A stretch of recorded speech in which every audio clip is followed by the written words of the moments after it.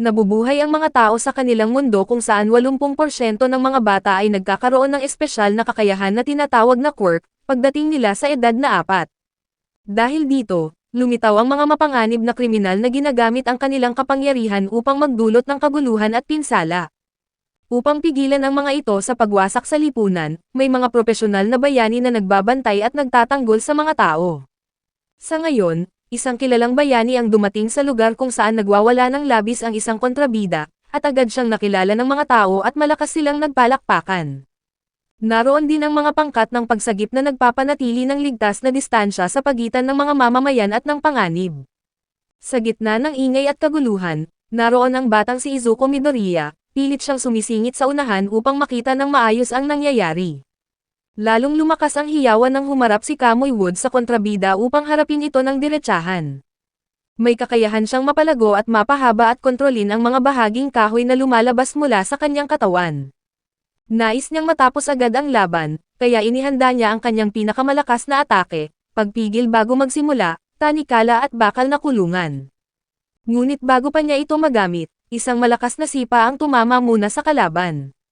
Si Mount Lady, isa pang sikat na bayani, ang nakabawas dito sa harapan mismo ni Kamui Woods at siya pa ang nakakuha ng atensyon ng lahat. Agad na kumuha ng mga larawan at video ang mga tao, dahil mahalagang impormasyon ito para sa mga tagahanga ng mga bayani. Nariyan din si Midoriya, laging nanlalaki ang kanyang mga mata sa tuwing may bagong bayani na dumarating. Maingat niyang itinatala ang lahat ng detalye tungkol sa bawat bayani na nakikita niya, ang kanilang edad, mga hilig, kagustuhan, at maging ang kanilang antas sa listahan ng mga makapangyarihan. Kapag nakakita siya ng bayani, tiyak na may maisusulat siya sa kanyang kwaderno, at nakapuno na siya ng 13 kopya nito. Labis siyang masigasig at labis na mahilig dito.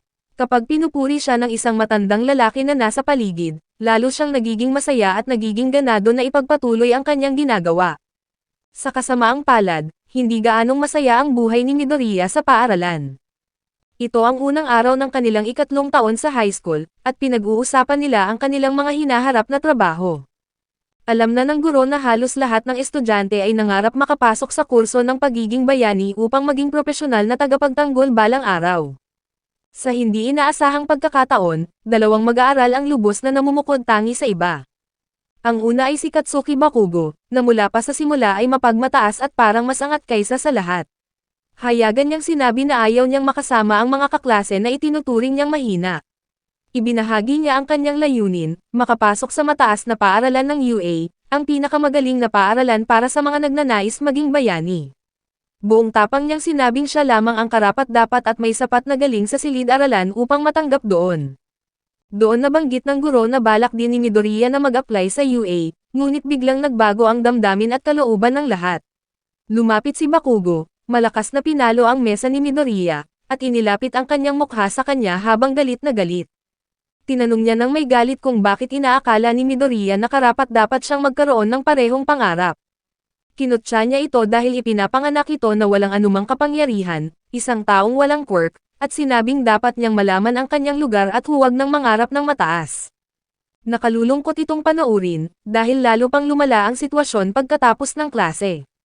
Inagaw ni Bakugo ang minamahal na kwaderno ni Midoriya na puno ng impormasyon tungkol sa mga bayani, at agad niya itong winasak gamit ang kanyang kapangyarihang pampasabog. Nagbigay siya ng huling babala, talikuran na ang pangarap na maging bayani at ang pagpasok sa UA, o mas masama pa ang kanyang gagawin. Puno ng galit ang kalooban ni Midoriya at gusto niyang sumigaw pabalik, ngunit natatakot siya at hindi niya mahanap ang mga salitang gagamitin upang ipagtanggol ang sarili laban sa kanyang nang-aapi. Umuwi siyang puno ng pagkabigo at kalungkutan, at kawalan ng pag-asa. Sa kanyang paglalakad, nakita niya ang kanyang nasirang kwaderno na lumulutang at kinakain ng mga isda sa isang maliit na sapa, at nang makita niya ito ay nagbalik ang kanyang mga alaala mula sa kanyang pagkabata. Noon, laging nakikiusap siya sa kanyang ina na ipapanood ang parehong video ng paulit-ulit araw-araw. Ang tunay na kagalakan sa kanyang mga mata ay nagpapakita kung gaano siya kagustong maging bayani, at ang video na iyon ay lumang balita tungkol sa isang malaking sakuna na nangyari noon. Sa pelikula, nakita ang isang bayani na nagligtas ng mahigit 100 tao ng mag-isa, isang kahangahangang gawain. Nakita sa eksena ang isang bayani na may maliwanag at mainit na ngiti na nagbigay ng pag-asa sa lahat ng nanonood. Malinaw na narinig ang kanyang sikat na linya na ayos na ang lahat ngayon dahil dumating na siya, at ang linyang iyon ay nagpangiti at nagbigay inspirasyon sa batang si Midoriya sa loob ng maraming araw. Ngunit dumating ang araw na sinabi ng doktor ang masakit na katotohanan, na walang kapangyarihan si Midoriya. May simpleng paraan upang malaman kung mayroon kang kakayahan, ang tingnan ang kasukasuan ng hinliliit ng paa, at ang mga taong may dalawang kasukasuan ay walang anumang espesyal na kakayahan. May dalawang kasukasuan si Midoriya, na nagpatunay na ipinanganak siya na walang kapangyarihan. Noong gabing iyon, pinanood niya ulit ang video ng maraming beses hanggang sa siya ay umiyak. Tinanong niya ang kanyang ina, maaari po ba siyang maging katulad niya balang araw, at walang magulang ang dapat makita ang kanilang anak na ganoon kalungkot at nadidismaya, ngunit iyon ay noong siya ay bata pa at walang muwang. Ngayong mas matanda na, sinusubukan ni Midoriya na huwag pansinin ang pangungutya at panlalait ng iba, hinahayaan na lamang niya silang mag-isip ng kahit ano tungkol sa kanya. Biglang may isang mapanganib na kontrabida na lumapit ng palihim mula sa likuran. Ito ay isang halimaw na gawa sa putik na biglang lumusob, nais siyang kainin ng buo at gamitin ang kanyang katawan. Buong lakas siyang lumaban, ngunit walang silbi ito laban sa makapal at madulas na putik, ngunit sa sandaling akala niyang wala ng pag-asa, biglang bumukas ang takip ng imburnal at lumabas ang isang bayani upang iligtas siya. Umilag ang bayani sa mga atake ng halimaw, nag-ipon ng lakas at bilis at nagbigay ng isang napakalakas na suntok. Ang lakas at hangin na dulot nito ay sapat upang hatiin at sirain ang halimaw na gawa sa putik. Dahan-dahan na tinapik ng bayani ang mukha ni Midoriya upang gisingin ito, at humingi ng paumanhin dahil sabi niya ay kasalanan niya kung bakit muling nakatakas at nakapinsala ang kontrabida. Agad na nakilala ito ni Midoriya, ito si All Might, ang kanyang pinakahinahangaan at ang pinakadakilang bayani sa lahat. Nagmamadali siyang hanapin ang kanyang kwaderno upang humingi ng lagda, ngunit nang buksan niya ito, nakita niyang tapos na itong pinirmahan ni All Might. Paulit-ulit siyang lumuhod bilang pasasalamat, at bago pa man niya may tanong ang pinakamahalagang bagay na nasa kanyang isipan, naghanda na si All Might na umalis. Tumalon siya ng mataas sa himpapawid na parang isang rocket, ngunit nang tumingin pababa si All Might ay nakitang nakakapit ng mahigpit si Midoriya sa kanyang binti at ayaw niyang bumitaw, patunay kung gaano siya katapat na tagahanga. Nakita ang pagmamakaawa sa mukha ng bata, kaya alam ni All Might na kailangan niyang makarating agad sa lupa. Sa sandaling iyon, humihina na ng husto ang katawan ni All Might, kaya dahan-dahan niyang ibinaba si Midoriya at sinubukang umalis ng mabilis. Tinawag siya ni Midoriya at nagtanong kung may karapatan siyang tumayo doon, o kung may sino mang sumusuporta man lang sa kanyang pangarap. Sa wakas, itinanong niya ang tanong na matagal nang nagpapabigat sa kanyang kalooban, na maaari po bang maging dakilang bayani na katulad ninyo ang isang taong walang anumang kapangyarihan. Ngunit umabot na sa limitasyon ang lakas at katawan ni All Might, hindi na niya kayang panatilihin ang kanyang malakas at maskuladong anyo kahit saglit pa. Biglang may usok at narinig ang mahinang tunog, at ang bayaning hinangaan ni Midoriya sa buong buhay niya ay nagbago sa harapan mismo niya. Ang tumayo sa kanyang harapan ngayon ay isang payat, mahina, at mukhang may sakit na lalaking nasa katanghaliang gulang, at kung sasabihin ng tapat, halos kamukha siya ng isang kalansay. Lalo pang lumala ang sitwasyon dahil ang halimaw na putik na kanyang nahuli at itinago sa loob ng kanyang kasuotan ay wala na roon, dahil nakawala ito at nahulog sa kalsada. Nagkataon na dumadaan mismo sa lugar na iyon si Bakugo at ang kanyang mga kaibigan. Masama na ang kanyang loob noon pa man, kaya sinipa niya ang isang bote na nakahandusay sa lupa, isang simpleng kilos na hindi niya inaakalang magiging sanhi ng isang malaking sakuna.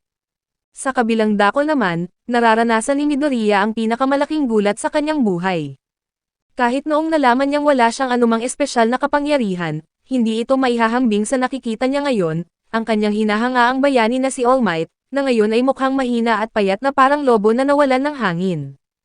Ang nakikita niyang panghihina at pagkasira ng anyo nito ay sapat na upang malaman niya ang tunay na kalagayan ni All Might. Ngayong alam na ni Midoriya ang lihim, ang tanging inaalala na lang ni All Might ay baka ipagkalat o ibalita ito ng bata sa internet. Ipinaliwanag ni All Might na 5 taon na ang nakalilipas, sa gitna ng isang matinding labanan laban sa isang masamang kalaban, tinamaan siya ng isang malubha at nakakapinsalang sugat. Kahit dumaan siya sa maraming operasyon, hindi na kailanman naayos ng lubusan ang pinsalang natamo niya. Dahil dito, kaya lamang niyang panatilihin ang kanyang anyo at lakas bilang bayani sa loob ng humigit kumulang 3 oras bawat araw. Gayunpaman, kahit nasa ganitong kalagayan, pinili pa rin niyang ngumiti at harapin ang kasamaan ng walang takot, habang itinatago sa publiko ang kanyang tunay na nararamdaman upang manatiling panatag at ligtas ang loob ng mga tao. Naging tapat siya kay Midoriya at sinabi ng malinaw, hindi niya maipangako na ang isang taong ipinanganak na walang kapangyarihan ay may kakayahang maging isang tunay na bayani. Pinayuhan niya ang bata na maging makatotohanan at muling pag-isipan ang kanyang pangarap. Matapos sabihin ang mabibigat na salitang iyon, dinukot ni All Might ang nakakulong na masamang nilalang na inilagay niya sa loob ng bote, ngunit nawawala ito. Sa di kalayuan, may makapal na usok na nagsisimula ng umakyat sa langit, at kapag may usok sa lungsod, ibig sabihin ay may panganib, at agad na naunawaan ni All Might kung ano ang nangyari. Nakita rin ito ni Midoriya, ngunit dahil sa labis na pagkadismaya at pagkasira ng loob mula sa mga salita ng kanyang idolo, nagpa siya siyang umuwi na lamang. Samantala, nagsisimula nang dumating ang mga profesional na bayani sa pinangyarihan ng kaguluhan. Naunang sumugod si Death Arms at agad na sumalakay, ngunit walang epekto ni kaunti ang kanyang mga suntok sa malagkit at madulas na kalaban. Naipit naman si Bakugo sa loob ng nilalang na parang putik, pilit na lumalaban at ibinubuga ang kanyang kapangyarihang pampasabog upang makalaya. Subalit sa halip na talunin ang kalaban, lalo lamang nitong hinahangad na makuha ang katawan ni Bakugo dahil sa lakas nito. Sumunod na dumating si Mount Lady, ngunit dahil sa laki ng kanyang katawan, hindi siya makagalaw o makalaban ng maayos sa makipot na daanan. Hindi rin magamit ni Kamui Woods ang kanyang kapangyarihang may kinalaman sa kahoy dahil sa umaapaw na apoy sa paligid, at abala naman si Backdraft sa pagpatay ng apoy. Walang sino man sa kanila ang makalapit o makakapagligtas kay Bakugo, kaya napilitan silang maghintay, umaasang darating agad ang isang bayani na may angkop na kapangyarihan para sa sitwasyon. Nandoon na rin si All Might, ngunit lumipas na ang kanyang 3 oras na limitasyon, hindi na siya makapagbago ng anyo o makagamit ng lakas. Nasa malapit din si Midoriya, puno ng kawalan ng pag-asa at halos umiyak na. Kung mismong ang pinakadakilang bayani ay nagsabing imposible ang kanyang pangarap, kaya bakit pa siya magsusumikap, ngunit nang hindi niya namamalayan ay kusang humakbang ang kanyang mga paa patungo sa direksyon ng usok.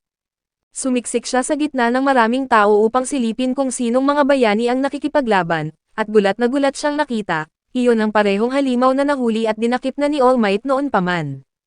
Kung nawala ang kalaban dahil nahawakan at nahatak niya ang binti ni All Might, ibig sabihin ay siya ang dahilan ng lahat ng ito. Nakilala rin ng mga tao ang nilalang mula sa mga balita, at marami ang nagtatanong kung nasaan na ba si All Might. Labis na nahihiya at nasasaktan si Midoriya, na nalulunod sa sariling pagkakasala. Pareho silang nakatayo lamang, siya at si All Might, na parang ordinaryong tao at hindi makagalaw dahil sa bigat ng sarili nilang pagkabigo at pagsisisi. Ngunit sa isang iglap, nagtama ang kanilang paningin, kitang-kita sa mukha ni Bakugo ang matinding takot, tila nakikiusap at humihingi ng tulong. Sa sandaling iyon, ang batang walang anumang kapangyarihan ay biglang tumakbo palapit, takot na takot siya at nanginginig ang kanyang mga tuhod, ngunit patuloy pa rin siyang sumusugod. Hindi niya rin alam kung bakit niya ito ginagawa, naalala niya ang kanyang kwaderno na puno ng mga impormasyon at inihagis niya ang kanyang bag ng diretso sa mata ng halimaw. Habang nakapikit at nalilito pa ang kalaban dahil sa pagkabulag, buong lakas na hinawakan at sinubukan ni Midoriya na hilahin palabas si Bakugo. Nang tanungin siya ni Bakugo kung bakit niya tinataya ang sariling buhay, simpleng sumagot lamang ang bata na mukhang kailangan niya ng tulong. Ang mga salitang iyon ang tanging kailangan ni All Might upang magising at kumilos, at ito ang nagtulak sa kanya na lumampas sa sarili niyang hangganan. Napagtanto niyang napakawalang kabuluhan at mahina ang kanyang kalooban, tinuruan niya ang isang bata tungkol sa katotohanan ng buhay, habang siya naman ay nakatayo lamang at ayaw kumilos. Mabilis siyang sumugod at nagpakawala ng isang suntok na may napakalakas na puwersa, na lumikha ng malakas na alon na bumago sa lagay ng panahon sa paligid. Ang hangin na nabuo ay naging ipo-ipo na umabot hanggang sa mga ulap, nagdala ng malakas na ulan, at naging dahilan ng masigabong palakpakan at hiyawan ng mga tao. Pagkatapos ng pangyayari, mahigpit na pinagsabihan at pinagalitan ng mga profesional na bayani si Midoriya dahil sa kanyang mapanganib at walang pag-iisip na ginawa. Samantala, si Bakugo naman ay pinarangalan at pinuri ng lahat dahil sa kanyang kahangahangang lakas at kapangyarihan. Naglakad pa uwi si Midoriya na puno ng lungkot at napanghinaan ng loob, hanggang sa biglang lumapit at humabol sa kanya si Bakugo. Akala niya ay magpapasalamat ito, ngunit sa halip ay pasigaw na sinabi ni Bakugo na hindi niya kailangan ng tulong mula sa isang walang silbi at mahinang nilalang na gaya ni Deku. Sa sandaling iyon ay biglang lumitaw si All Might, humahalaklak sa kanyang tanyag na tawa, at biglang nagbalik sa kanyang payat at mahinang anyo. Nandoon siya upang pasalamatan si Midoriya, at inalok ang isang pagkakataong magpapabago sa buhay ng bata. Sinabi niya kay Midoriya na ang katapangan ng bata, kahit wala itong anumang kapangyarihan ay nagbigay sa kanya ng lakas upang kumilos at gawin ang nararapat. Ipinaliwanag niya na ang tunay na katangian ng isang bayani ay hindi nasusukat sa lakas o kapangyarihan, kundi sa pagkakaroon ng puso at katawan na kusang kumikilos upang iligtas at tulungan ang ibang tao anuman ang mangyari. Ganoon ang ginawa ni Midoriya, at dahil doon, karapat-dapat siyang maging isang tunay na bayani. Ito ang mga salitang matagal nang hinihintay ni Midoriya mula pa sa simula ng kanyang buhay, at ang lahat ng sakit at hinanakit na naramdaman niya ay biglang naglaho at nawala. Ipinagkaloob ni All Might kay Midoriya bilang tagapagmana ng kanyang sariling kapangyarihan, at parang hindi kapanipaniwala, ngunit ito ay totoo at tiyak. Nagbiro pa ang payat na bayani, at sinabing akala ng mga tao ay ang kanyang kapangyarihan ay simpleng pagbuga lamang ng dugo upang takutin ang mga kaaway, at sinabi niya kay Midoriya na huwag mag-alinlangan sa pagtanggap nito. Ipinaliwanag niya na inaakala ng media at ng publiko na ang kanyang kakayahan ay sadyang sobrang lakas lamang, at hinahayaan lang niyang maniwala sila doon. Ngunit ang katotohanan, ang kanyang kapangyarihan ay tinatawag na isa para sa lahat, isang maalamat na kakayahan na pinapaunlad. Kinabukasan, nagsimula na ang totoong pagsasanay, at hirap na hirap si Midoriya na hilahin ang isang lumang ref sa ibabaw ng buhangin habang nakaupo sa ibabaw nito si All Might. Ang bagay na ito ay may bigat na 200 kilo, at tinutokso siya sa pamamagitan ng pagtawag sa kanya na kasing lampan ng mga hindi nakalike sa video. Nakakagalit talaga ito, at nasa tabi sila ng dalampasigang puno ng basura bago pa sumikat ang araw dahil mahina pa ang katawan ni Midoriya para dalhin ang kapangyarihan ng One for All. Kung tatanggapin niya ito ngayon ay baka sumabog o madudurog ang kanyang mga bahagi ng katawan dahil sa tindi ng lakas nito, at upang maiwasan ang ganitong kapahamakan, kailangan niyang sumailalim sa mahigpit na pagsasanay. Matagal nang ginagawang imbakan ng mga tao ang dalampasigang ito, at ang paglilinis dito ay ang pinakamainam na paraan upang mapalakas at mapatatag ang kanyang katawan. Walang ibang nagmamalasakit sa kalat, kaya inatasan siya ni All Might na linisin ito ng mag-isa, at ito ang unang hakbang niya tungo sa pagiging bayani. Gumawa rin si All Might ng detalyadong programa ng ehersisyo na tinawag na pagpasa ng lakas, kasama ang mahigpit na schedule at ipinag-utos na dieta. May 10 buwan ng matinding paghihirap at pagod na naghihintay kay Midoriya. Araw-araw siyang gumigising ng napakaaga, binubuhat ang mabibigat na basura, at nagsasanay ng buong lakas. Masyado siyang nakatuon sa kanyang layunin kaya't hindi niya namamalayang binibigkas ng malakas ang kanyang gawain habang nasa klase, dahilan upang isipin ng mga kaklase niya na baka napinsala ng nakaraang pag-atake ng kontrabida ang kanyang isipan. Gayunpaman, patuloy pa rin siyang nagsusumikap araw-araw, mula pagsikat hanggang paglubog ng araw, at umulan man o umaraw ay hindi siya tumigil. Lumangoy siya ng malayo, patuloy na binuhat ang mga mabibigat na bagay, at pati na rin ay inaalalayan o binubuhat si All Might na 200 kilo habang nag-aaral, tunay na kahangahangang kakayahang gawin ang maraming bagay ng sabay-sabay. Nang may 3 buwan na lamang bago ang pagsusulit sa UA, bumagsak si Midoriya dahil sa sobrang pagod. Napansin agad ni All Might na naging malupit ang kanyang pagsasanay, ginawa niya ang programa na tugma mismo sa kakayahan ng katawan ng bata, kaya't nagtataka siya kung bakit ganito ang kanyang determinasyon sa kanyang mga ginagawa. Gusto ba lang niyang makapasok sa paaralan o may higit pa siyang layunin, ngunit ang hangarin ni Midoriya ay higit pa sa makapasa, dahil nais niyang maging pinakamahusay. Alam niyang nagsimula siya ng walang anumang likas na kakayahan, kaya determinado siyang magtrabaho ng 2 beses na mas mahirap kaysa sa iba upang makahabol. Ang pangarap niya ay maging isang maalamat at dakilang bayani, katulad mismo ni All Might. Ang kanyang matibay na pasya ay lumampas pa sa inaasahan ni All Might, kaya binago at inayos ng bayani ang programa upang umakma sa lumalakas niyang katawan. Sa umaga ng pagsusulit, tumayo si Midoriya sa ibabaw ng mga natitipong basura sa dalampasigan na ngayon ay malinis at walang dumi, at sumigaw ng matindi dahil sa tagumpay. Natapos na niya ang 10 buwan ng mahirap na gawain, hindi lang ito basta malinis, kundi ganap na walang bahid ng dumi, at pinuri siya ni All Might at idineklara na karapat-dapat siyang tumanggap ng kanyang kapangyarihan. Nagbigay ito ng isang emosyonal at nakaka-inspire na talumpati, ngunit nagtapos ito sa isang nakakatuwang kahilingan, binunot niya ang isang hibla ng kanyang buhok at sinabing kainin ito ni Midoriya. Ito pala ang paraan kung paano ibigay ang kapangyarihan at ang katangian ng One for All, at hindi nagtagal ay dumating na si Midoriya sa UA para sa pagsusulit. Nakita niya si Bakugo, na gaya ng dati ay masungit at marahas, at agad siyang nagbanta na papatayin siya.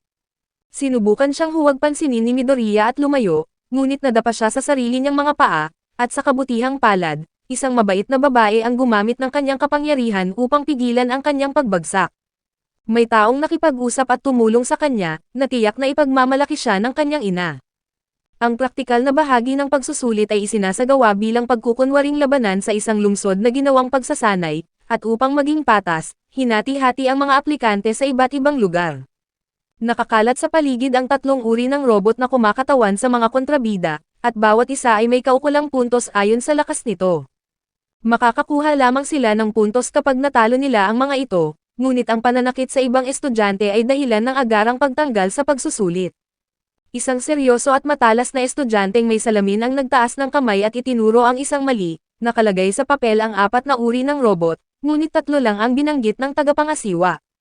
Hayagan niyang kinwestiyon ang pamantayan ng paaralan, at sinabing narito sila upang baguhin at itaas ang antas ng pagiging bayani.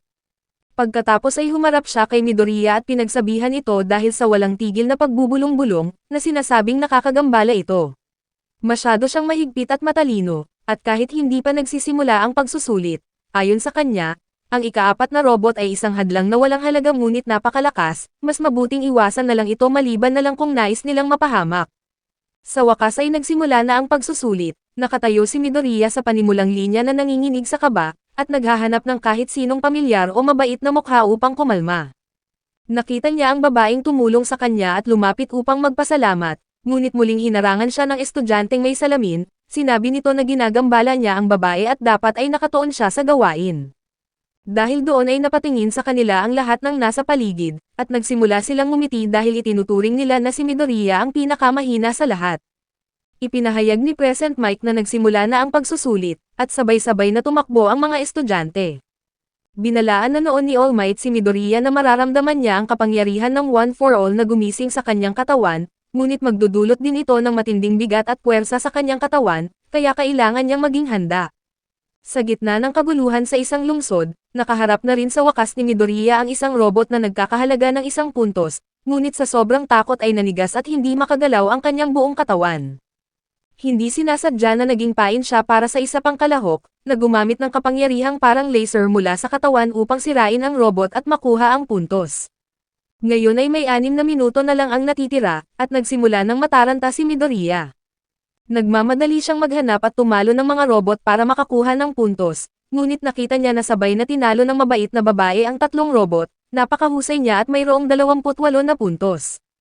Ang estudyanteng may salamin ay nakakuha na ng 45, at ang lahat ay mabilis na nakapag-ipon ng puntos, habang si Midoriya ay wala pa rin.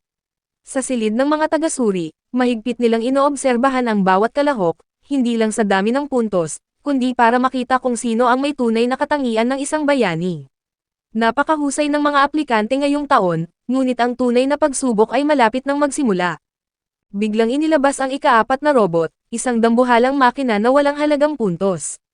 Ito ay sadyang ginawa lamang upang makagulo, at gaya ng babala, tanging hangal lang ang susubok na labanan ito.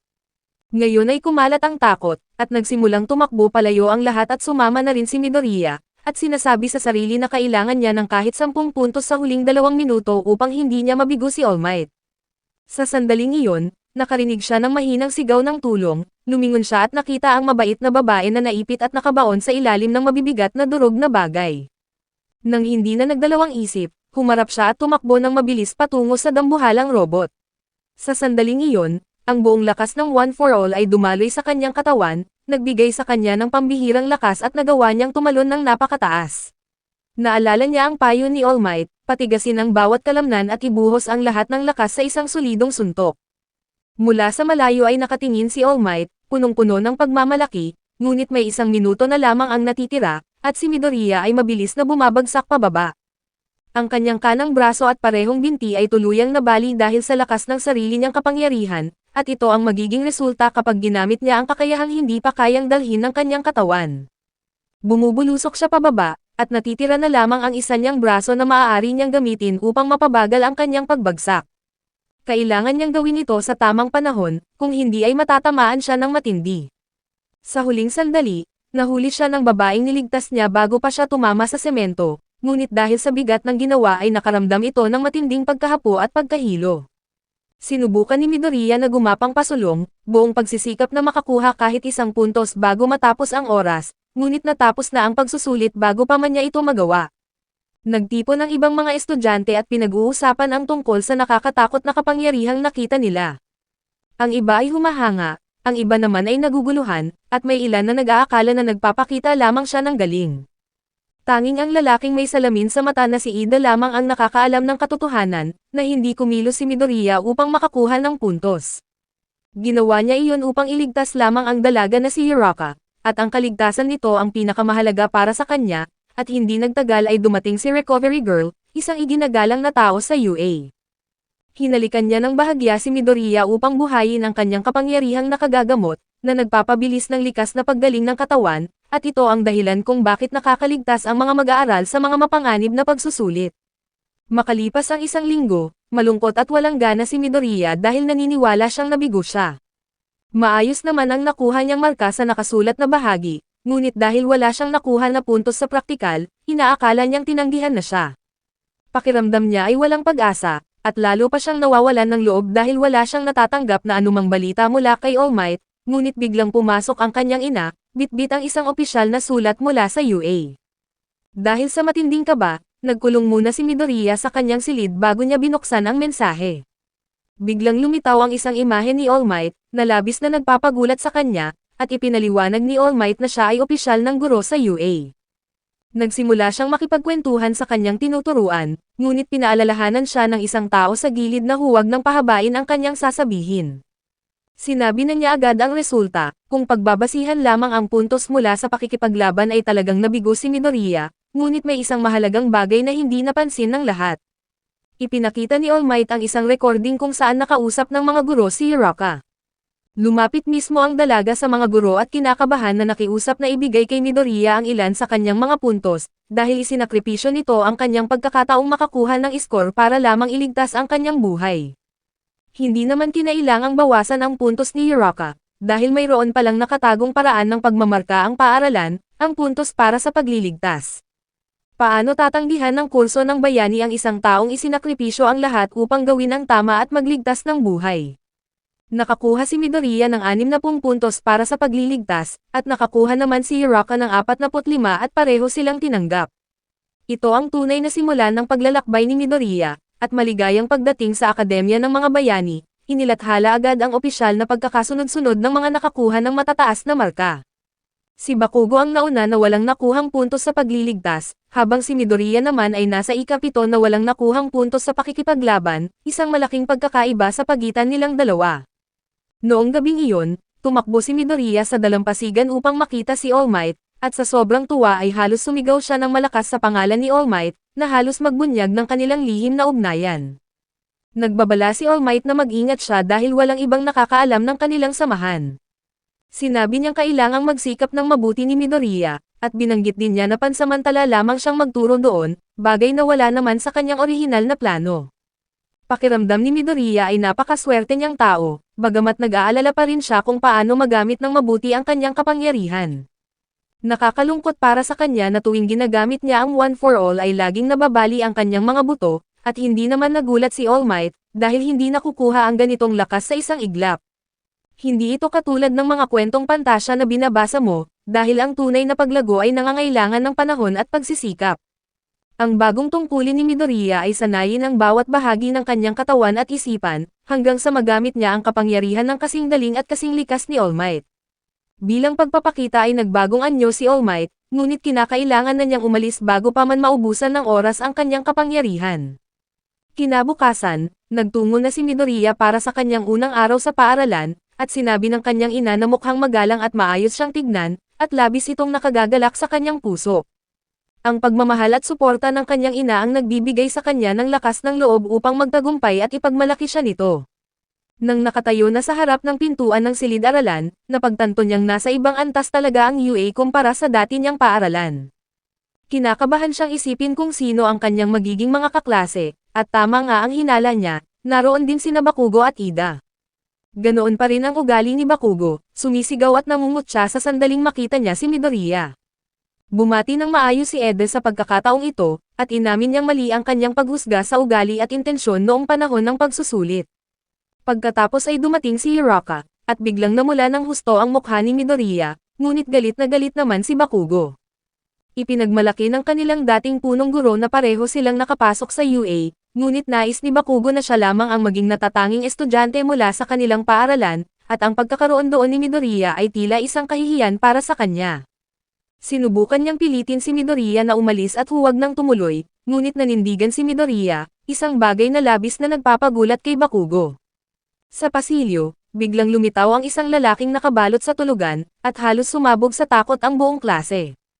Mukha siyang pagod at may malalalim na guhit sa ilalim ng kanyang mga mata, malayo sa inaasahan ng sinuman na magiging itsura ng isang propesyonal na bayani.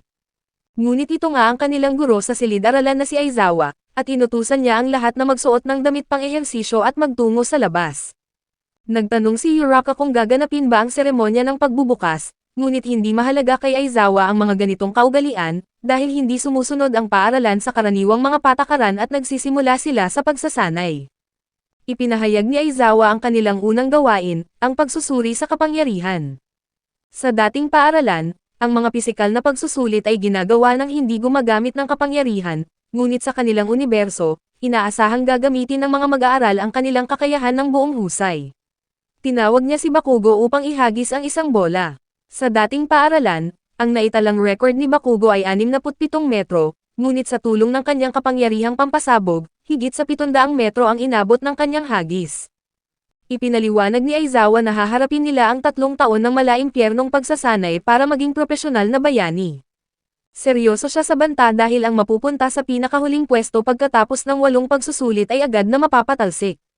Nagrereklamo si Uraka na hindi ito tama sa unang araw, ngunit sinabi ni Aizawa na malupit ang mundo at ang mga kalaban ay hindi maghihintay hanggang sa maging handa sila. Inumpisahan agad ang unang pagsubok, ang 50 metrong takbuhan, ngunit espesyalidad ito ni Aida at natapos niya sa loob ng 3 segundo gamit ang mga makina sa binti. Ginamit naman ni Uraka ang kapangyarihang magtanggal ng gravity para magaan ang kanyang damit at sapatos, ngunit kailangan niyang mag-ingat dahil nasusuka siya kapag nasusobrahan. Sumunod si Aoyama na may laser sa puson, kaya niyang mapatalsik ang sarili gamit ito, ngunit kapag lumampas ng 1 segundo ay nakakaranas siya ng matinding sakit ng tiyan. Napagtagumpayan ni Bakugo ang takbuhan ngunit nahihirapan si Midoriya dahil ang kanyang lakas ay walang kalagitnaan. Naalala niya ang paghahalin tulad ni All Might sa isang itlog sa microwave, kung saan kailangan niyang matutunan kung paano hindi sumabog ang itlog habang ginagamitan ng init. Sa lakas ng kapit ay umabot sa 56 na kilo ang nakuha ni Midoriya, ngunit biglang nakakuha ng 540 kilo ang isang kaklaseng may maraming braso. Sumunod ang malayong pagtalon, at nananatiling nasa pinakailalim ng ranggo si Midoriya kaya hindi maganda ang takbo para sa kanya. Napag-iwanan siya sa lahat, habang si Uraka naman ay nakakuha ng walang hanggang marka sa paghahagis ng bola. Alam ni Midoriya na kailangan na niyang kumilos kaya naghanda siyang gamitin ang buong lakas, ngunit bago pa mabitawan ang bola ay binura ni Aizawa ang kanyang kapangyarihan. Agad nakilala ni Midoriya na si Aizawa ang tanyag na bayaning si Eraserhead, habang lihim namang nanunood si All Might mula sa mga anino. Pinagalitan ni Aizawa si Midoriya at sinabing ang bayaning nagiging pabigat pagkatapos ng isang atake ay walang pakinabang, at binalaan niya itong sumuko na lang kung hindi kayang kontrolin ang sariling lakas. Naisip ni Midoriya na kailangan niyang patunayan na mali ang guro, kaya sumubok siyang muli. Sa halip na gamitin ang buong braso, ibinuhos niya ang lakas sa dulo ng kanyang daliri sa sandali ng pagbinit ng bola.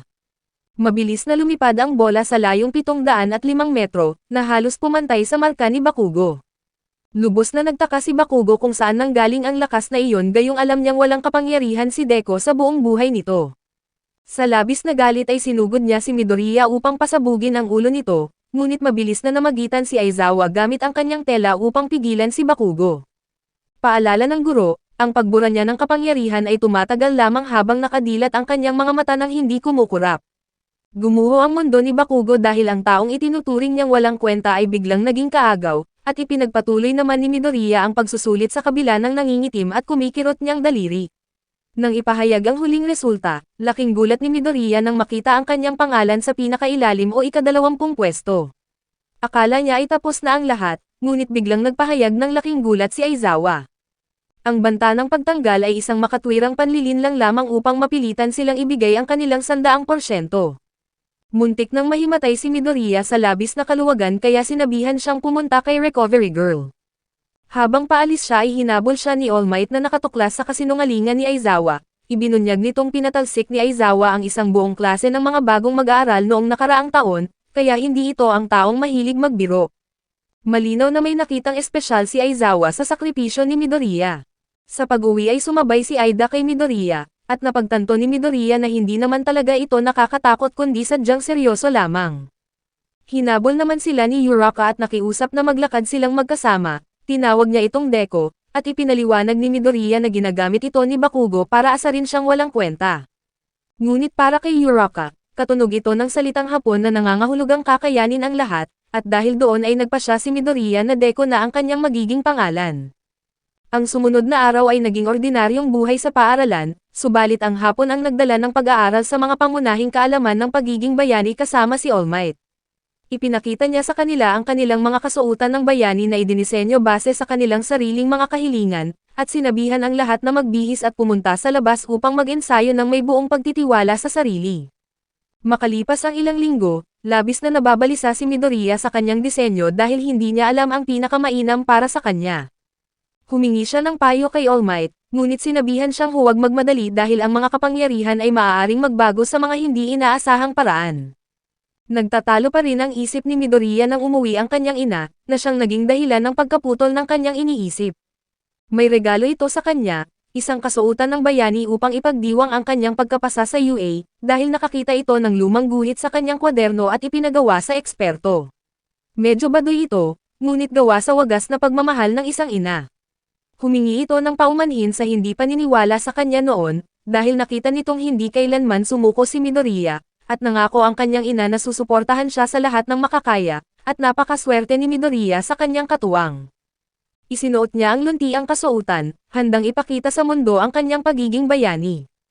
Lumabas siyang sabik na ipagmalaki na ang kanyang ina ang bumili nito, ngunit agad na agaw ang kanyang atensyon ni Uraka, dahil ang masikip na kasuotang iyon ay talagang nakakabighani.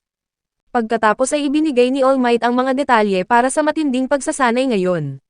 Hinati ang klase sa dalawang grupo bilang mga kontrabida at mga bayani, at walang mga robot ngayon dahil labanan ito ng mag-aaral laban sa kapwa mag-aaral. Itatago ng mga kontrabida ang sandatang bomba sa loob ng gusali, at mananalo ang mga bayani kung mahuhuli sila o kung makukuha ang sandata sa itinakdang oras.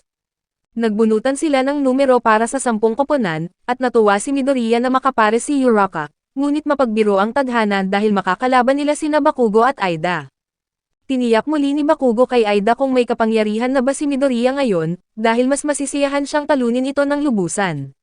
Nangangatog sa kaba si Midoriya dahil alam niya kung gaano kadelikado si Bakugo kapag seryoso, ngunit hindi na siya pwedeng umurong.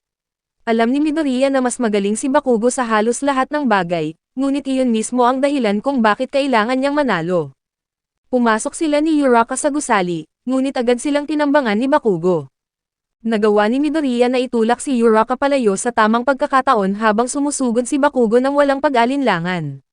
Sobra ang kumpiyansa ni Bakugo kaya hindi ito nagdepensa, ngunit sinamantala ito ni Midoriya at malakas siyang ibinalibag sa sahig. Maraming taon ang ginugol ni Midoriya sa pag-aaral ng mga galaw ni Bakugo, at hindi na siya ang dating walang kwentang Deko. Oras na para ipakita na lumalakas din siya, dahil ang kahulugan ngayon ng Deko ay walang imposible, at labis na nagngingit-ngit sa galit si Bakugo. Kung babalikan ang nakaraan, siya ang laging paboritong bata dahil matalino at matapang. Sinasamba siya ng lahat at hinayaan niya itong pumasok sa kanyang ulo, lalo na kung ikukumpara sa batang walang kapangyarihan na laging sumusunod sa kanya. Hinahangaan siya ni Midoriya at sinubukang matuto sa kanya, ngunit nang lumabas ang kapangyarihan ni Bakugo ay naging napakasama na ng ugali nito. Pagbalik sa kasalukuyan, sinusubukan ni Aida na makipagtulungan, ngunit sinabihan lang siya ni Bakugo na manahimik at huwag humarang sa kanyang daan. Nakatuon lang ang pansin nito sa sariling galit, at itinuturing ang kakampi bilang alalay lamang. Isinasaad sa patakaran na ang paggamit ng telang panghuli sa kalaban ay itinuturing ng panalo, at mayroon lamang 15 minuto ang mga bayani upang hanapin ang sandatang bomba na nakatago sa loob ng gusali habang tumatakbo ang oras. Hindi patas lumaban ang mga totoong kontrabida, kaya bakit kailangang maging patas ang pagsasanay na ito, at sinabihan ni Midoriya si Uraka na hanapin na ang sandata habang kinakalaban niya si Bakugo. Inihanda na niya ang kanyang telang panghuli, naghihintay ng perpektong pagkakataon upang mahuli ang kalaban. Gamit ang natutunan mula kay Eraserhead, iniwasan ni Midoriya ang mga sumasabog na suntok ni Bakugo. Hindi siya nakikipaglaban ng harapan kung hindi kailangan, kaya dahan-dahan siyang nagtago sa mga anino upang guluhin ang isip ni Bakugo.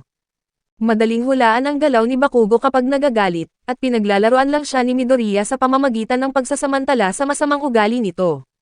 Ang plano ay palihim na papasok si Uraka sa silid ng sandata habang pinapanatiling abala si Bakugo, at pagkatapos ay magtutulungan silang dalawa upang pabagsakin si Aida. Ngunit bago iyon, kailangan muna niyang makaligtas sa puot ng batang sumasabog. Binabaybay ni Bakugo ang mga pasilyo na parang isang mabangis na hayop, nagpapadala sa galit habang naalala ang kanilang kabataan kung saan siya ang laging bida at nangunguna sa lahat. Habang si Midoriya naman ang bata na laging nahihirapang sumabay, at ang kapangyarihan ni Bakugo ay kahanga-hanga at perpekto para sa labanan, na nagpadama sa kanya na para siyang isang hari. Ang pagiging walang kapangyarihan ni Midoriya ay nagpadama kay Bakugo na mas malakas pa siya rito, at gustong-gusto niyang nasa itaas habang nakatingala ang iba lalo na kay Deku, ngunit nagbago ang lahat noong araw na nahulog si Bakugo sa ilog. Nanatili sa likod ang ibang mga bata dahil alam nilang malakas siya at kaya niyang tumayo mag-isa, ngunit tumakbo si Midoriya sa tubig at inalayan siya ng tulong. Para kay Bakugo, ang hitsurang iyon ng pag-aalala ay ang pinakamatinding pambabastos dahil inakala niyang tinitingnan siya ni Midoriya ng mababa, na isang napakagulong paraan ng pagtanggap sa isang mabuting gawa. Samantala, natagpuan ni Uraka ang silid kung saan binabantayan ni Aida ang sandata. Seryosong-seryoso ito sa kanyang papel bilang kontrabida, habang bumubulong na kailangan niyang maging tunay na masama para sa isang magandang hamon. Hindi sinasadyang napatawa si Uraka sa nakakatawang pag-arte ni Aida na naging dahilan upang malaman ang kanyang kinaroroonan. Inihayag ni Aida na nilinis na niya ang silid sa lahat ng mga bagay upang hindi magamit ni Uraka ang kapangyarihan nito. Matalino ang kanyang naging hakbang, kaya tinawagan ni Uraka si Midoriya upang ibigay ang pinakahuling balita, at sinabing nasa ikalimang palapag siya na nasa itaas mismo ni Midoriya. Nauubusan na sila ng oras kaya kailangan na nitong tapusin mabilis ang laban kay Bakugo, ngunit nasa likod na pala niya si Bakugo, naghahanda ng isang napakalakas na pagsabog mula sa kanyang mga bomba sa braso. Isang galaw ito na napakadelikado kaya maging si All Might ay napasigaw para patigilin siya. Nagpaputok si Bakugo, ngunit iniwasan niya ng kaunti sa gitna para hindi mapatay si Midoriya, kahit na napakalakas ng shockwave. Kaya niya itong gawin basta't may naiipong pawis sa kanyang mga gloves, ngunit pinagalitan siya ni Aida sa radyo, nagtataka kung ano ang nakain niya at pinasabog ang gusali. Sinusubukan naman ni Uraka na lumutang patungo sa bomba, ngunit ginamit ni Aida ang bilis para ilayo ito. Sa ibaba, sinusubukan ni Midoriya na makipag-usap kay Uraka sa radyo, na lalo namang ikinagalit ni Bakugo dahil pakiramdam niya ay walang kwenta lang siya. Nagbabala muli si All Might kay Bakugo na kapag nagpakawala pa ng isa pang ganoong pagsabog ay matatalo ang kanilang koponan, kaya binago ni Bakugo ang estratehiya, gamit ang mga pagsabog para makapailalim sa paligid ni Midoriya at umatake mula sa likod. Nakakatakot ang galing niya sa labanan, maging ang ibang estudyanteng nanonood sa mga monitor, tulad ni Todoroki, ay namangha sa likas na lakas ng pakiramdam at kontrol ni Bakugo. Kahit kumikilos siya na parang baliw, ang mga galaw ni Bakugo sa ere ay isang bagay na maging ang mga profesional ay mahihirapang gawin. Wala siyang awa at pinaparusahan si Midoriya para sa naunang pag-atake na iyon. Nasa bingit na si All Might na itigil ang laban para sa kaligtasan, ngunit nagpasya siyang hayaan muna itong magpatuloy alang-alang sa pag-unlad ni Midoriya. Umatras si Midoriya sa isang sulok at sumigaw kay Bakugo na simulan na nila, dahil handa na niyang ilabas sa wakas ang One for All. Sinubukan ni All Might na mamagitan, ngunit narinig niya ang sinabi ni Midoriya kay Uraka, at napagtanto na hindi lang ito isang desperadong pag-atake kundi isang pinag-isipang diskarte. Ang suntok ay hindi nakatutok kay Bakugo kundi sa kisame, at ang dambuhalang hanging paitaas ay nagbigay kay Uraka ng pagkakataong kailangan niya upang lumutang na lampas kay Aida at makuha ang sandata. Dahil doon ay nanalo ang mga bayani, kaya sumigaw si Midoriya matapos ibuhos ang lahat para mapanalunan ang laban sa sarili niyang paraan. Sa ilalim ng mapangwasak na epekto ng napakalakas na kapangyarihang ito lamang ang tanging desperadong diskarte na naisip niya sa gitna ng matinding sandali. Ang unang laban na iyon ay isang tunay na palabas mula simula hanggang wakas, at ang kawawang si Midoriya ay agad na isinugod sa ospital para magamot ang mga natamong sugat. Samantala, naiwang nakatayo roon si Bakugo, literal na nanginginig habang inaalala ang naganap na laban. Dapat ay isang simpleng laban lang ito ng isa laban sa isa, at pakiramdam niya ay mali talaga ang naging resulta, ngunit sa kanyang puso ay alam niya na natalo talaga siya sa labanang iyon. Ang kanyang sobrang pagiging mayabang ay nakatanggap ngayon ng isang matindi at mapangwasak na hampas, na naging dahilan upang mapahapos siya sa hangin sa gitna ng matinding takot, at mukhang nasa bingit na ng tuluyang panghihina si Bakugo. Lumapit si All Might para palamigin ang kanyang ulo, na nagpayo sa bata na panatilihin ang kahinahunan. Ipinaalala niya rito na ang pagkatalo ay nilikha para maging isang aral para sa paglago, at hindi dahilan para tumayo ng nakatulala, at sa halip na malugmok sa paninisi sa sarili ay kailangan niyang magtempuhan at magpatuloy. Pagkatapos ng pagsusulit na iyon, inihayag ng guro na ang naging MVP ay walang iba kundi si Aida, ngunit ang ilan ay napakamot sa ulo dahil doon. Mabuti na lang at ang matalino at matalas ang matang si Momo ay humakbang pasulong para ipaliwanag ang lahat ng may katumpakan. Lumalabas na ang ipinakita ni Bakugo ay may depekto dahil kumilos mag-isa, at hinayaan ang personal na galit na nagpalabo sa pagpapasya. Bukod dito, nagbabala ang guro na ang malakihang pag-atake sa ganoong kasikip na espasyo ay isang hangal na galaw, ngunit itinuloy pa rin niya ito. Si Midoriya naman ay ganoon din kasama, lalo na sa malubhang pinsala sa katawan na idinulot ng mga aksyon sa kanyang sarili. Maging si Uraka ay napuna rin dahil sa napakadaling pagbunyag ng kanyang kinaroroonan. Sa madaling salita, si Aida lamang ang nag-iisang kumilos ng may pag-iisip sa buong pagsasanay. Nanatili siyang mahinahon habang pinamamahalaan ang sitwasyon, lubos na nag-iisip na ang buong labanan ay dapat na umiikot sa target na sandata. Si All Might naman ay naiwang ganap na walang masabi dahil lubusang inagaw ng kanyang estudyante ang eksena. Sa katunayan, napansin nito ang mga detalye na hindi pa man lang naiisip ng guro mismo. Kaya naman tumango na lang siya at sumang-ayon na perpektong ipinahayag ang buong pangyayari ng dalaga. Ganyan talaga si Momo, isa sa 4 na piling estudyante na nakapasok sa pamamagitan ng mga rekomendasyon ng hindi na kailangang kumuha ng pagsusulit sa pagpasok. Patungo naman sa ikalawang laban, haharapin ng Team B ang Team I. Sa panig ng mga kalaban, may isang miyembro na gumagamit ng kapangyarihang hindi nakikita, at ang nakatutuwa pa rito ay isa siyang babae. Dahil ang kapangyarihan niya ay epektibo lamang sa kanyang katawan, kailangan niyang maghubad ng tuluyan upang maiwasang makita sa pamamagitan ng kanyang mga damit. Nagsimula na ang labanan, ginamit ni Shoji ang kanyang dupli arms quirk upang magpatubo ng maraming kopya ng kanyang mga pandama. Dahil sa kamanghamanghang kakayahang ito sa paghahanap, inabot lamang siya ng 2 segundo para matukoy kung saan eksaktong nagtatago ang mga kalaban. Kapag nahanap na ang mga target, ang ating kalmadong henyo na si Todoroki ay humakbang pasulong at agad na pinasok sa yelo ang buong gusali. Ang mga kalaban ay literal na naging yelo sa kanilang kinatatayuan kaya tapos na ang laban bago pa man ito tuluyang magsimula. Umakyat siya sa itaas ng mahinahon at may banayad na hakbang, na nagpapayo sa kanyang mga katunggali na sumuko na lang, dahil ang pagpupumiglas ay maghahatid lamang ng hindi kinakailangang sakit. Natapos ang laban sa nakakahilong bilis, na nagwakas sa isang napakalaking panalo, dahil nakuha ng koponan ng mga bayani ang tagumpay ng hindi man lang pinagpapawisan. Agad pagkatapos doon, ginamit niya ang kanyang kapangyarihan sa init para tunawin ang yelo at ibalik ang gusali sa orihinal nitong anyo. Isa pa siya sa mga nangungunang estudyante mula sa rekomendasyon, na nagtataglay ng kambal na quirk na apoy at yelo na talagang napakalakas. Ang sumunod na laban ay nakatuon sa mga estratehiyang galaw kaya hindi na ito masyadong tinalakay, ngunit malinaw na ang lahat ay may malaking potensyal. Pagkatapos ng pagsasanay, biglang naglaho ang guro nang hindi man lang nakapagsalita ang mga estudyante, dahil sagad na ang oras ni All Might sa kanyang anyong bayani. Nais niya sanang bigyan ng gabay si Bakugo ngunit wala na siyang oras, kaya dinalaw na lamang niya ang kanyang estudyante sa ospital. Humingi siya ng paumanhin sa nurse dahil hinayaan niyang masugatan ng malubha ang bata, at pinagalitan naman siya ng nurse sa kanyang kapabayaan, at ipinaliwanag na masyadong mahina si Midoriya para gamitan ng kapangyarihang nagpapabilis ng paggaling, kaya kailangan nitong magpahinga ng natural. Humingi ng paumanhin ang guro at ipinaalala na hinaan ang boses tungkol sa kanyang kapangyarihan, dahil ang kanyang tunay at nanghihinang anyo ay lihim lamang na alam ng mga guro at ilang nangungunang bayani. Ang lihim ng kanyang pagkakakilanlan ay para lamang sa prinsipal at kay Midoriya, at sa ilang malalapit na kasama, dahil kung malalaman ng mga kalaban na humihina na ang simbolo ng kapayapaan ay magkakagulo ang mundo. Nagising si Midoriya bago maggabi, at habang pabalik sa silid-aralan, inaasahan na papagalitan siya ni Aizawa dahil sa kanyang ginawa. Ngunit pagbukas ng pinto, dinumog siya ng mga kaklase at nagdiriwang sa kanyang magandang laban, dahil namangha silang natalo niya ang malakas na si Bakugo. Mabilis siyang nilapitan ni Uraka na may dalang mga notebook upang kamustahin, ngunit ang isip ni Midoriya ay nasa kanyang kaaway. Nang malamang maagang umuwi si Bakugo, mabilis siyang tumakbo patungo sa gate ng paaralan at isinigaw ang pangalan nito upang magtapat ng kalooban.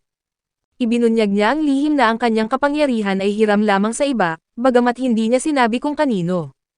Inamin niyang hindi pa niya ito kontrolado, at nais niya sanang manalo nang hindi ito ginagamit, ngunit wala siyang pagpipilian sa huli. Galit na sumagot si Bakugo at nagtanong kung ginagawa ba siyang mas mukhang tanga ni Midoriya, habang tahasang inamin na natalo siya sa laban. Dahil sa nakitang lakas ng lalaking may yelo, napagtanto niyang baguhan pa lamang siya, at inamin niyang tama ang naging pagsusuri ng dalagang si Momo pati na ang mga sinabi ni Midoriya. Idineklara niyang simula pa lamang ito at sinabihan si Midoriya na maghintay, habang tumatalikod upang itago ang luha sa pagsasabing napuwing lang siya.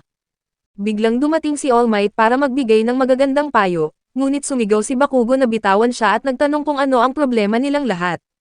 Napabuntong hininga na lamang ang guro habang pinapanood si Bakugo na nagdadabog paalis, napagtanto na mahirap talaga ang maging guro. Samantala, sa isang madilim na bahay, nagbabalak ang mga kalaban na pabagsakin ang simbolo ng kapayapaan. Kinaumagahan, dinumog ng mga reporter ang gate ng paaralan upang kausapin ang mga estudyante tungkol sa pagtuturo ni All Might dahil kumalat ang balita. Lahat ay hiningan ng pahayag, ngunit ang kakaiba ay ang formal na sagot ni Aida, parang galing sa textbook na biglang nagpagising sa antok ng mga nakikinig. Si Aizawa naman ay galit sa media at itinaboy silang lahat, habang ang isang reporter na nagtangkang sumingit ay pinigilan ng sensor system na pumipigil sa mga walang ID.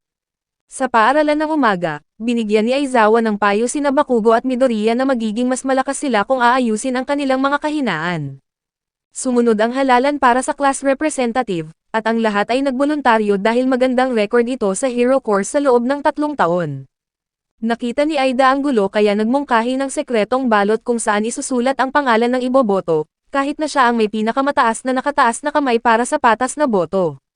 Walang pakialam si Aizawa basta't matapos ito bago tumunog ang kampana, kaya natulog muna ito habang bumoboto ang mga estudyante. Mabilis na lumabas ang resulta na ikinagulat ng lahat, dahil nakakuha si Midoriya ng 3 boto samantalang 0 si Aida dahil ibinoto nito ang ibang tao sa halip na ang sarili.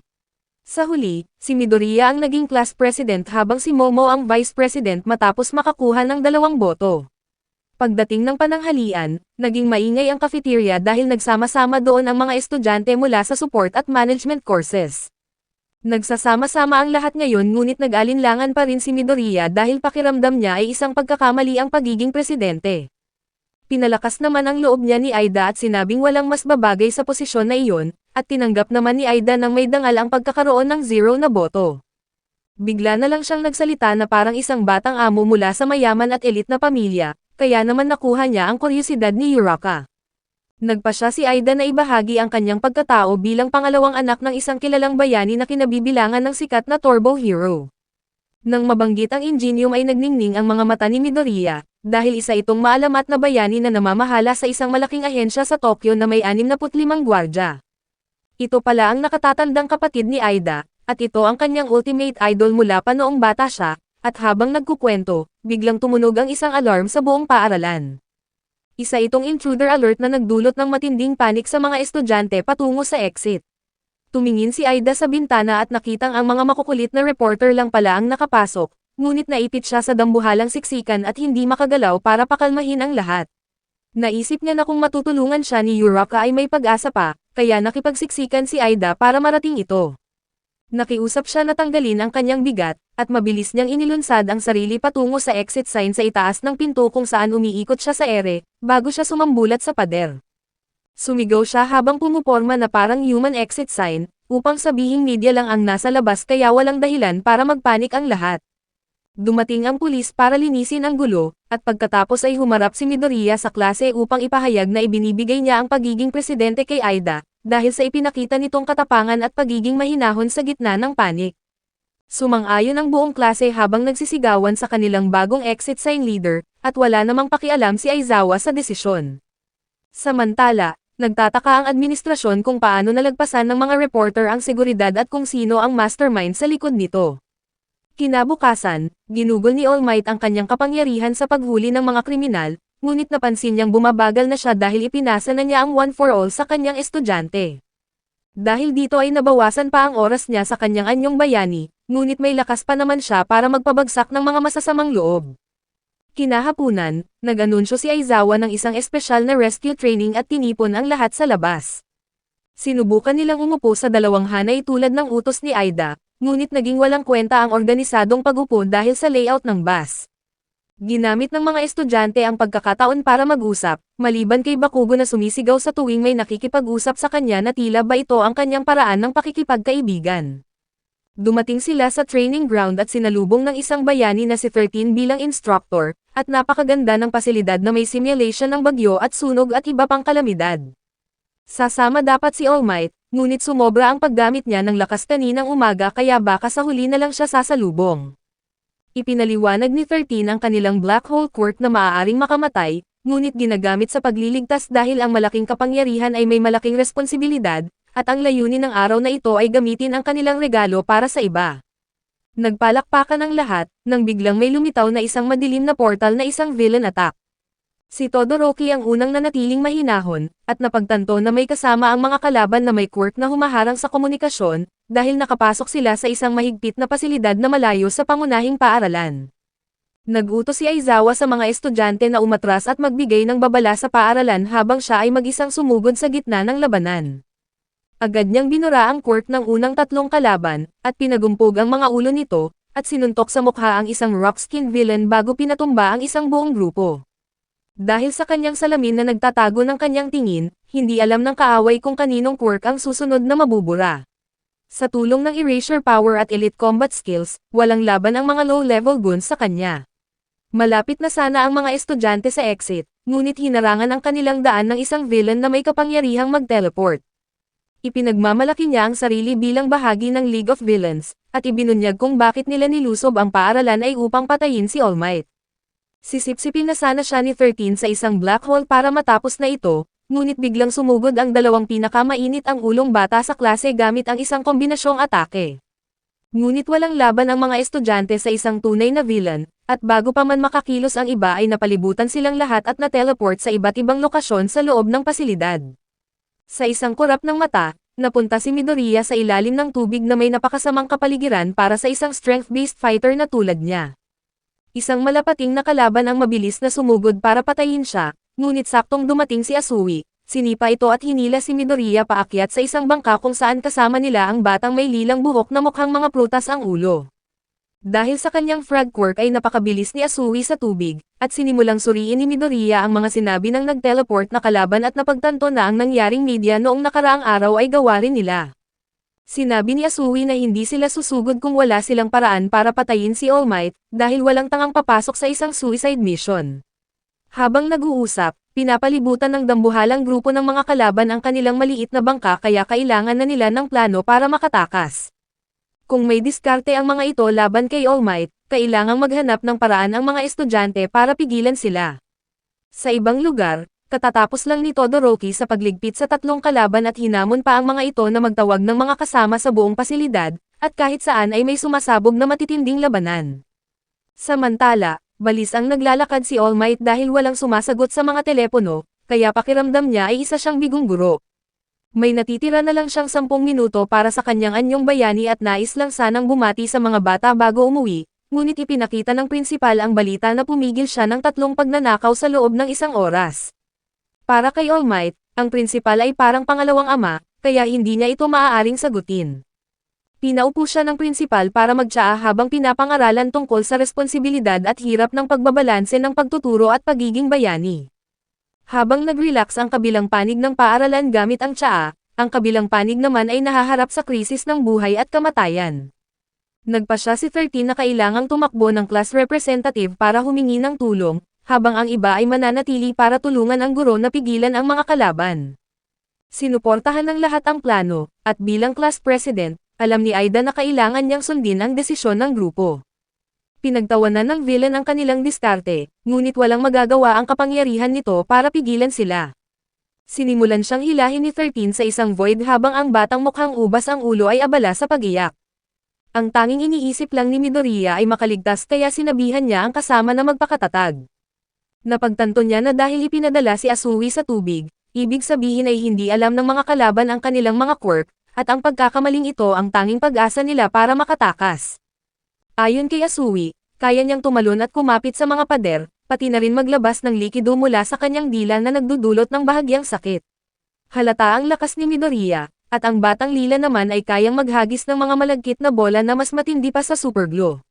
Nang mawalan ng pasensya ang mga kalaban, winasak nila ang bangka, at sa takot ng batang lila ay naghagis ito ng mga malagkit na bola sa tubig ng walang dahilan. Ngunit nagbigay ito kay Midoriya ng isang magandang ideya, kaya mabilis niyang inilatag ang isang mapanganib na plano at biglang tumalon sa ere upang ihanda ang kanyang signature move, kung saan isinakripisyo ang dalawa niyang daliri upang magpakawala ng lakas. Ang malakas na shockwave ay lumikha ng isang dambuhalang alon sa tubig, at sumunod sa plano si Asui at tumalon patungo sa pampang, at ginamit ang mahabang dila para hilahin si Midoriya sa ligtas na lugar. Sumabay din ang batang lila at naghagis ng maraming bola upang makulong ang mga kalaban sa vortex, at doon natapos ang laban para sa kanila. Ang susunod nilang layunin ay marating ang exit, ngunit nag-alinlangan si Midoriya nang makitang nakikipaglaban si Aizawa sa napakaraming kaaway. Samantala, katatapos lang ni Todoroki na talunin ang isa pang grupo ng mga kalaban ng mag-isa na parang isang one-man army. Isang tanga ang sumubok na pigilan siya, ngunit ipinadala siya ni Todoroki sa North Pole gamit ang isang pagsabog ng yelo. Napagtanto niya na iilan lang sa mga kalaban ang tunay na banta, kaya ang susunod na hakbang ay tanungin sila tungkol sa tunay na plano laban kay All Might. Sa bundok naman, isang labanan ng 3 laban sa marami ang nagaganap, at hindi tumigil sa pagrereklamo ang blonde na si Kaminari na nakakarindi sa kanyang mga kasama. Sinipa siya sa gitna ng mga kaaway upang ang kanyang electric discharge ay tumama sa lahat ng sabay-sabay, at ang mga nahuhuli nilang kalaban ay itinapon sa kanya upang tumama sa kuryente. Si Jiro ang babaeng iyon, at ang kanyang earphone quirk ay kayang magpalakas ng tibok ng puso para maging sound waves. Pagkatapos ng ilang paghahanda, gumawa si Momo ng isang dambuhalang insulation sheet na may kapal na 10 metro, upang magawa ni Kaminari na ibuhos ang lahat ng lakas ng hindi nakukuryente ang kanyang mga kaibigan. Nagpakawala siya ng 1,000,000 volt discharge na kumuryente sa lahat ng kalaban sa paligid, at ang galaw na iyon ay nagpakita rin sa atin ng kahangahangang katawan ni Momo. Ang kanyang quirk ay creation, at basta may oras at materyales ay kaya niyang gawin ang kahit ano basta't alam niya ang molecular structure nito. Ang kanyang kaibigang si Kaminari naman ay nagiging tuyo ang utak sa tuwing sumosobra ang paggamit ng kuryente. Sa ibang lugar, hinarap na ng Big Boss si Aizawa, ngunit pinag-aralan niya ang bawat galaw nito at nalamang nawawala ang quirk ni Aizawa kapag bumababa ang buhok nito.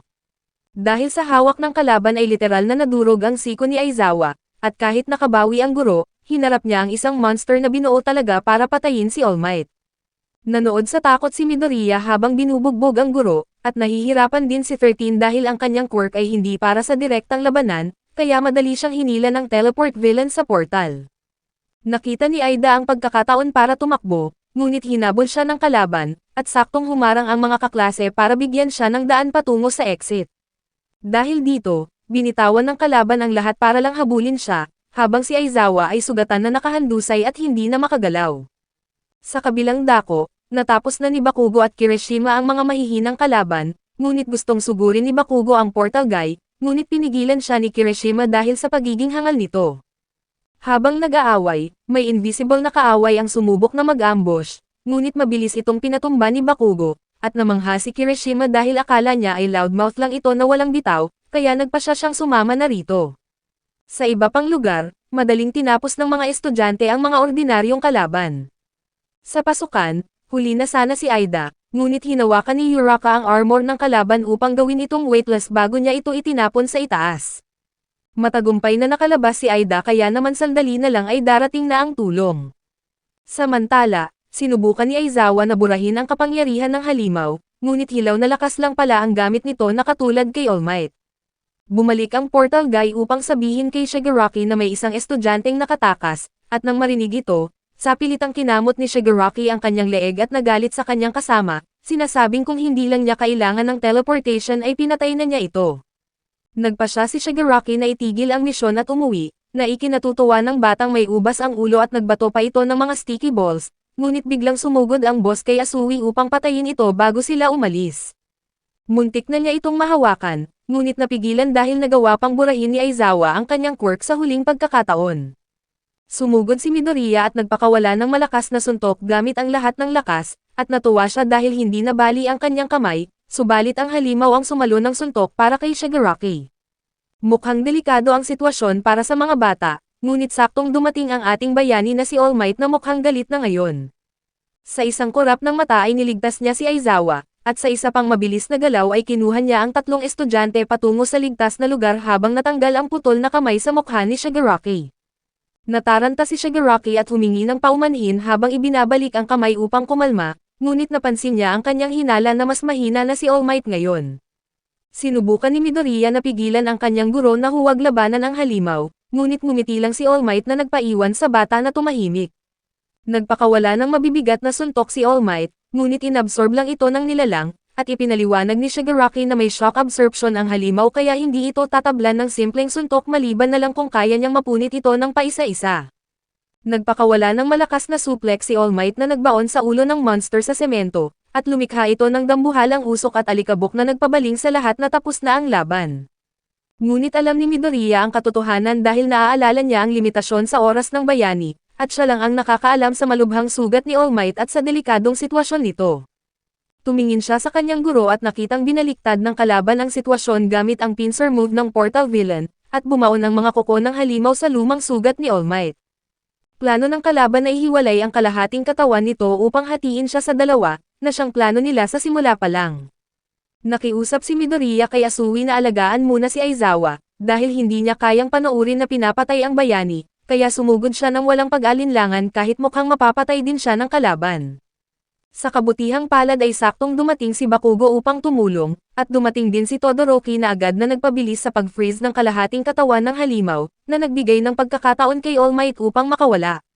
Sumabay din si Kirishima sa pag-atake, at ngayon ay may sapat na silang kasama upang lumaban ng sabay-sabay. Naunawaan na ni Bakugo ang kalaban sa pag-teleport at nalamang gumagamit lang ito ng mga usok para itago ang kanyang tunay na anyo, kaya binalaan niya itong pasabugin kapag kumilos. Sa utos ni Shigaraki, binuwal ng halimaw ang sarili mula sa yelo kahit maputulan ng paa dahil mayroon itong super regeneration. Ginawa ang bagay na ito para mapantayan si All Might kahit sa kanyang pinakamalakas na anyo, at sa bilis na parang huminto ang oras, sumugod ito kay Bakugo upang iligtas ang kanyang master. Nagulat si Bakugo dahil muntik na siyang mamatay nang hindi man lang nakakakilos sa bilis na iyon, at kung hindi dumating si All Might ay tapos na siya. Nagreklamo si Shigaraki na pinapalabas silang kriminal gayong kapwa naman sila gumagamit ng dahas, at sinabing ang pagpatay sa simbolo ng kapayapaan ang tanging paraan para ipakita ang katotohanan. Alam ni All Might na baluktot ang ideyang ito kaya pinaatras niya sina Todoroki at ang iba pang estudyante para panoorin ang isang bayani. Inasam-asam ni Midoriya ang kaligtasan, ngunit ang totoo ay may 1 minuto na lang ng lakas si All Might, kaya kailangan niyang tapusin agad ang laban. Dahil hindi ito kaya ng kanyang dating lakas ay lalampasan niya ang kanyang limitasyon ngayon.